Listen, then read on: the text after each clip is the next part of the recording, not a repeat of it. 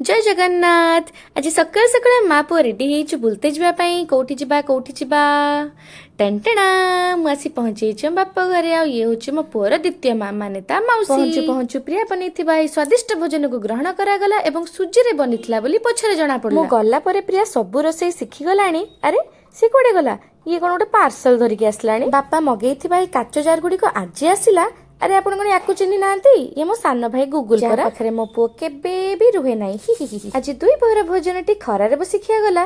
ସନ୍ଧ୍ୟାରେ ଚର୍ଚ୍ଚ ଯିବୁ ବୋଲି ବାହାରିଥିଲୁ, ହେଲେ ମାଙ୍କର ଫେରିବାକୁ ଡେରି ହବାରୁ ପୁଅକୁ ସାଣ୍ଟା ବନାଗଲା। ଫେରିବା ପରେ ତାଙ୍କର ଫରମାଇଶ ହେଲା ଚାय ଅଦରକ ବାଲି ଚାୟ। କିଏ ଆଉ ବନେଇବ?